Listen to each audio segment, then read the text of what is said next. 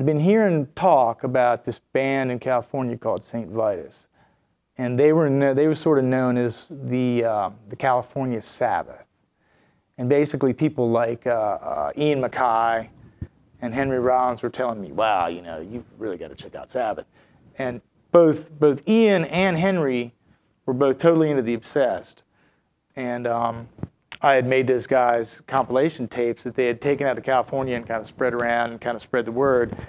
And it turns out that St. Vitus was touring, and they came through Maryland, but they had a really weird mishap where this is in the days before cell phones. It was late at night, they were driving, they stopped to get gas. The lead singer got out somewhere in bumfuck Virginia, like Roanoke somewhere, got out to use the bathroom. Well, the driver, you know, got off the phone and got back in the van. Since everybody was asleep, he just took off down the road because the guy was sleeping up in a loft. So he didn't even notice he wasn't there. So he got about an hour and a half down the road. I mean, if, you know, around Roanoke, man, that's some serious like redneck action out there. They got about, you know, an hour and a half down the road, and they're like, realized that they're missing their singer. So they had to turn around and get him. That's the story. Consequently, they missed the show. We all went down there to see him. They didn't show up. They missed the show. But what happened was they rolled into town real late, and they stayed at a friend of mine's house. And while they were there, he played them some of my stuff. And the singer Scott Riegers was planning on leaving. And when he heard my voice, he saw an opportunity for him to bow out gracefully by asking me to replace him.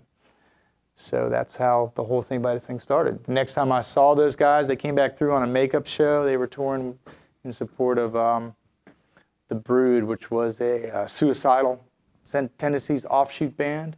I think Amory, the drummer, and one of the guitar players. And Vitus was supporting them. They came through, they did a killer set at this little joint, and at the end of the set, Scott's like, you know, I'm going to quit the band. Do you want to replace me?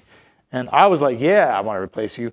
But because of my haircut, David, I had to prove myself to David.